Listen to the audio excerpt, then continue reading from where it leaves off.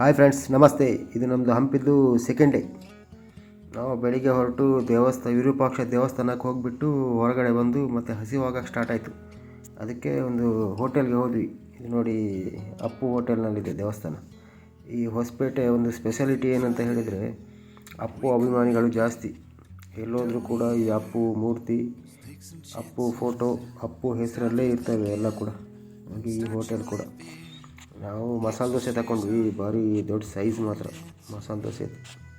ಇಲ್ಲಿ ನೋಡಿ, ಎಲ್ಲ ಕಡೆ ಹಂಪಿದ್ದೆ ಇದು ಹಾಕಿಬಿಟ್ಟಿದ್ದಾರೆ ಎಲ್ಲ. ಹೋಟೆಲ್ ತುಂಬ ಚೆನ್ನಾಗಿತ್ತು. ಫುಡ್ ಮಾತ್ರ ಅಷ್ಟಕ್ಕಷ್ಟೇ, ಹೋಟೆಲ್ ಮಾತ್ರ ಚೆನ್ನಾಗಿತ್ತು. ಆ ನಂತರ ಟಿಫಿನ್ ಮಾಡಿಬಿಟ್ಟು ಅಲ್ಲಿಂದ ಸೀದಾ ತುಂಗಭದ್ರಾ ನದಿ ನೋಡಲಿಕ್ಕೆ ಬಂದ್ವಿ. ತುಂಗಭದ್ರಾ ನದಿ ಭಾರಿ ದೊಡ್ಡದಿದೆ, ಆದರೆ ನೀರು ಇವಾಗ ತುಂಬ ಕಮ್ಮಿ ಇದೆ. ನಾವಲ್ಲಿ TV ಡ್ಯಾಮ್ ನೋಡಿದ್ವಿ, ಅಲ್ಲಿ ಫುಲ್ ನೀರಿತ್ತು. ಆದರೆ ಇಲ್ಲಿ ನೀರು ಕಮ್ಮಿ ಇದೆ, ಅಂದರೆ ಮಳೆ ಎಲ್ಲ ಕಮ್ಮಿ ಅಲ್ವಾ, ಹಾಗಾಗಿ. ಮತ್ತು ಎಲ್ಲಿ ಕೊಡಿದ್ರು ಅಲ್ಲಿ ನೋಡಿ ಕಲ್ಲಿನ ರಾಶಿಗಳೇ ಇದೆ.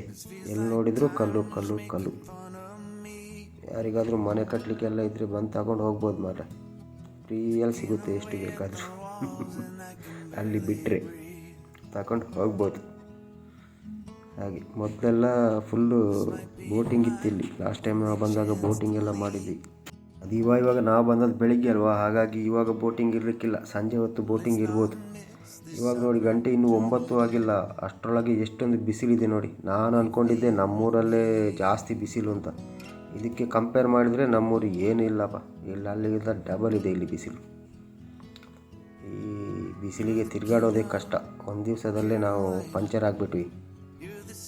ಆದರೂ ಬಂದಿದ್ದೀವಲ್ಲ ಅಷ್ಟು ದೂರದಿಂದ, ಅದಕ್ಕೋಸ್ಕರ ಬರ್ಕೊಂಡು ಹೋಗ್ತಾ ಇದ್ದೀವಿ. ನೋಡಿ, ಇಲ್ಲೊಂದು ಅಂಗಡಿ ಖಾಲಿ ಇದೆ ನೋಡಿ. ಯಾರಾದರೂ ಅಂಗಡಿ ಮಾಡೋರಿದ್ದರೆ ಬಂದು ಮಾಡ್ಬೋದು, ಬಿಟ್ಟರೆ ಗ್ಯಾರಂಟಿ ಗೊತ್ತಿಲ್ಲ. ಹಾಗೆ ನೋಡಿ, ಎಂತೆಂಥ ಕಲ್ಲುಗಳ ಶೇಪ್ ನೋಡಿ, ಎಲ್ಲಿಂದ ತಗೊಂಬಂದು ಹಾಕಿದಾರೋ ಅಥವಾ ಇಲ್ಲೇ ಅದೆಲ್ಲ ಉದ್ಭವ ಆಗಿದೆಯೋ ಗೊತ್ತಿಲ್ಲ.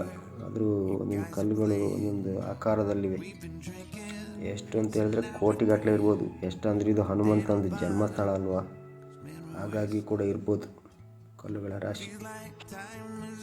ಈ ಹಂಪಿ ಹಿಂದಿನ ಕಾಲದಿಂದ, ಅಂದರೆ ರಾಮಾಯಣ ಕಾಲದಿಂದಲೂ ಇದ್ದಂತಹ ಊರು. ಇದನ್ನು ಹಿಂದೆ ಕಿಷ್ಕಿಂಧ ಅಂತ ಕರಿತಾ ಇದ್ರು. ಇಲ್ಲಿಗೆ ಸ್ವತಃ ಶ್ರೀರಾಮದೇವರೇ ಬಂದಿದ್ದರು.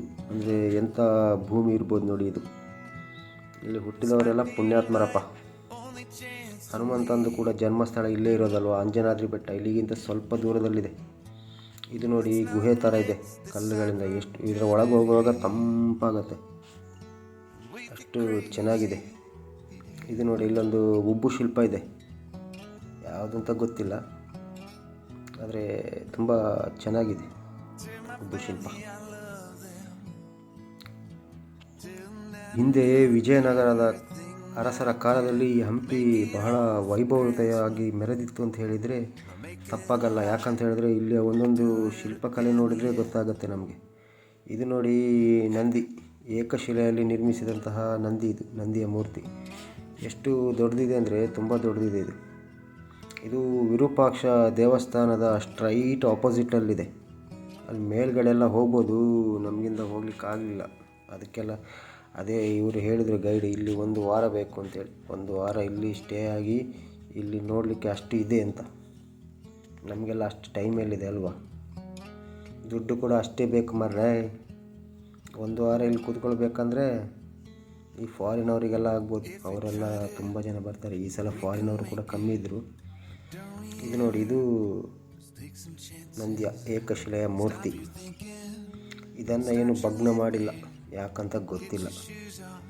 ಇದು ನೋಡಿ, ಪಾಪ ನಂದಿ ಹಂಪಿಯ ಹಿಂದಿನ ವೈಭವನಗಳನ್ನು ನೆನಪಿಸಿಕೊಂಡು ಕೂತ್ಕೊಂಡಂಗಿದೆ. ನೋಡುವಾಗ ಬೇಜಾರಾಗುತ್ತೆ, ಏನು ಮಾಡೋಕ್ಕಾಗತ್ತೆ ಹೇಳಿ. ನಾವು ಹೋಗಿ ನೋಡ್ಕೊಂಡು ಬರ್ಬೋದು ಅಷ್ಟೇ. ಎಲ್ಲರೂ ಆದಷ್ಟು ಒಮ್ಮೆ ಆದರೂ ಹಂಪಿಗೆ ಭೇಟಿ ಕೊಡಿ, ತುಂಬ ಚೆನ್ನಾಗಿದೆ ಹಂಪಿ. ಅದು ನೋಡಿ, ಒಂದು ಅಳಿಲು.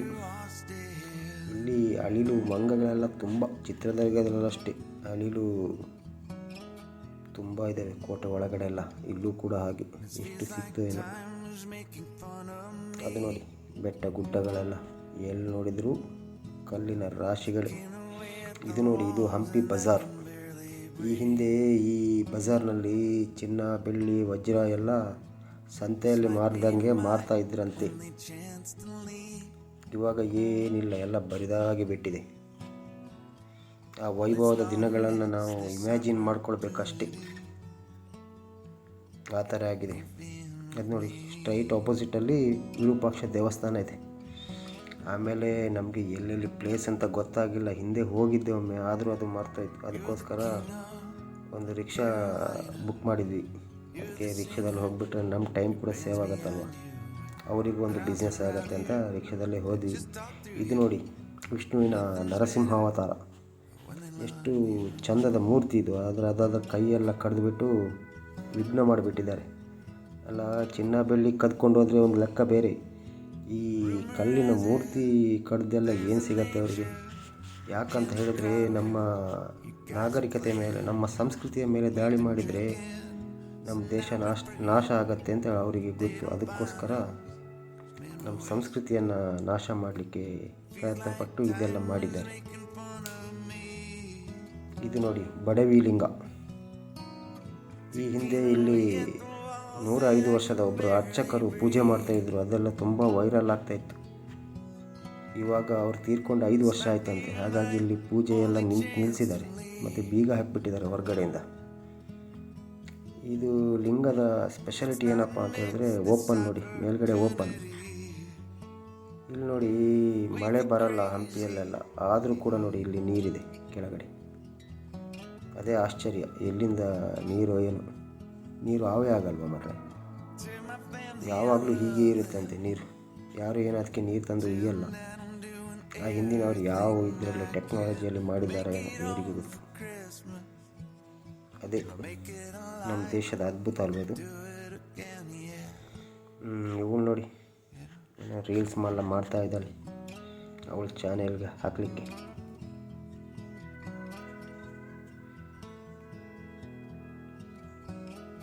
ಹಾಗೆ ಅಲ್ಲಿ ಗೈಡೆಲ್ಲ ಮಾರ್ಗದರ್ಶನ ಕೊಡ್ತಾಯಿದ್ರು. ಗೈಡ್ ತಗೊಳ್ಬೋದು, ಗೈಡ್ ತಗೊಂಡ್ರೆ ನಮಗೆ ಒಳ್ಳೆ ಇನ್ಫಾರ್ಮೇಷನ್ ಬರುತ್ತೆ. ಆದರೆ ನಮಗೆ ಸಾಧಾರಣ ಗೊತ್ತಿದೆ ಹಂಪಿ ಬಗ್ಗೆ, ಹಾಗಾಗಿ ಗೈಡೆಲ್ಲ ತಗೊಳ್ಳಿಲ್ಲ. ಅಲ್ಲಿಂದ ಸೀದಾ ನಾವು ವೀರಭದ್ರ ಸ್ವಾಮಿ ದೇವಸ್ಥಾನಕ್ಕೆ ಬಂದ್ವಿ. ಹಂಪಿಗೆ ಬಂದವರು ಹೆಚ್ಚಿನವರು ಈ ದೇವಸ್ಥಾನಕ್ಕೆ ಹೋಗಲ್ಲ, ಅಂದರೆ ಸಣ್ಣ ದೇವಸ್ಥಾನ ಇದೆ. ಆದರೆ ಇವರು ಆಟೋದವರು ಹೇಳಿದರು, ಈ ದೇವಸ್ಥಾನದ ಕಥೆ ಏನಪ್ಪ ಅಂದರೆ, ಇಲ್ಲಿ ಒಳಗಡೆ ಇರೋ ಮೂರ್ತಿ ವೀರಭದ್ರ ಸ್ವಾಮಿದ್ದು ವರ್ಷದಿಂದ ವರ್ಷಕ್ಕೆ ಬೆಳೀತಾನೆ ಇತ್ತಂತೆ. ಅದಕ್ಕೆ ಇದಿನ್ನು ತುಂಬ ದೊಡ್ಡದಾಗತ್ತೆ ಅಂಥೇಳಿ ಒಳಗಡೆ ಎಲ್ಲ ಸೀಲ್ ಮಾಡಿ ಕಾಂಕ್ರೀಟಲ್ಲಿ ಇದು ಕಟ್ಟಿಬಿಟ್ಟಿದ್ದಾರಂತೆ. ಹಾಗಾಗಿ ಅಲ್ಲಿಂದ ಇದು ಬೆಳೆಯೋದು ಸ್ಟಾಪ್ ಆಗಿದೆ ಅಂತೆ. ದೇವರ ಮೂರ್ತಿ ಅಂತೂ ಭಾರಿ ಚೆನ್ನಾಗಿದೆ, ಅದರ ಒಳಗೆಲ್ಲ ಶೂಟಿಂಗ್ ಮಾಡೋಕ್ಕೆ ಬಿಡಲ್ಲ, ಹಾಗಾಗಿ ನಿಮ್ಗೆ ತೋರ್ಸೋಕ್ಕಾಗಲ್ಲ ಮೂರ್ತಿನ. ನಾವಂತೂ ದರ್ಶನ ಮಾಡಿದ್ವಿ, ಭಾರಿ ಚೆನ್ನಾಗಿದೆ. ಹೋದವರು ಇಲ್ಲಿಗೂ ಕೂಡ ಒಮ್ಮೆ ಹೋಗಿ. ವೀರಭದ್ರ ಸ್ವಾಮಿ ಅಂದರೂ ಕೂಡ ಈಶ್ವರನೇ. ಇಲ್ಲಿ ಕೂಡ ನಂದಿ ಇದೆ ನೋಡಿ, ಈಶ್ವರ ಎಲ್ಲಿರ್ತಾರೋ ನಂದಿ ಅಲ್ಲಿ ಇರ್ತಾರೆ. ಅಲ್ಲಿಂದ ನಾವು ಸೀದಾ ಈಚೆ ಬಂದಾಗ ಅಲ್ಲಿ ಇದೊಂದು ಉಬ್ಬು ಶಿಲ್ಪ ಇದೆ ನೋಡಿ, ಇದು ಸತಿದ್ದು. ಅಂದರೆ ಈ ಹಿಂದೆ ಸತಿ ಸಾಗಮನ ಪದ್ಧತಿ ಅಂತ ಚಾಲ್ತಿಯಲ್ಲಿತ್ತು. ಅಂದರೆ ಈಗ ರಾಜರು, ಸೈನಿಕರು ಎಲ್ಲ ಯುದ್ಧದಲ್ಲಿ ತೀರ್ಕೊಂಡ್ರೆ ಅವರ ಹೆಂಡತಿಯರು ಕೂಡ ಸಾಗಮನ ಆಗೋದು, ಅಂದರೆ ಬೆಂಕಿಗೆ ಹಾರಿಕೊಂಡು ಪ್ರಾಣ ಬಿಡೋದು. ಅವರಿಗೋಸ್ಕರ ಕಟ್ಟಿರೋ ದೇವಸ್ಥಾನ ಇದು, ಅವರ ಸ್ಮರಣೆಯಲ್ಲಿ. ಇಂಥ ಉಬ್ಬು ಶಿಲ್ಪಗಳು ಹಂಪಿಯಲ್ಲಿ ಎಲ್ಲಿ ನೋಡಿದ್ರಲ್ಲಿ ಸಿಗುತ್ತೆ. ಇವಾಗ ಉತ್ಖನನ ಮಾಡಿದರೂ ಕೂಡ ಎಷ್ಟು ಸಿಗ್ಬೋದೇನೋ, ಆದರೆ ಇದರೊಳಗೆ ಏನೂ ಇಲ್ಲ, ಅಂದರೆ ಎಲ್ಲ ಒಡೆದಾಕ್ಬಿಟ್ಟಿದ್ದಾರೆ. ಪೂಜೆ ಪುನಸ್ಕಾರ ಎಲ್ಲ ಏನೂ ಇಲ್ಲ ಇದಕ್ಕೆ. ಹಾಗಾಗಿ ಹಾಗೆ ಇದೆ. ಇಂಥ ಕಲ್ಲಿನ ಕೆತ್ತನೆಗಳು, ದೇವಸ್ಥಾನಗಳು ತುಂಬ ಇದೆ ಹಂಪಿಯಲ್ಲಿ. ನೋಡುವಾಗ ತುಂಬ ಮನಸ್ಸಿಗೆ ಬೇಜಾರಾಗುತ್ತೆ. ಇದೆಲ್ಲ ಇದ್ದಿದ್ದರೆ ಹಂಪಿ ಹೇಗಿರ್ತಿತ್ತು ಅಂತ. ಇದು ನೋಡಿ, ಅರಸರ ಅಡಿಪಾಯ, ಅರಮನೆ ಐಪಾಡ್ಯ. ವಿಡಿಯೋ ಇಷ್ಟ ಆದರೆ ಲೈಕ್ ಮಾಡಿ.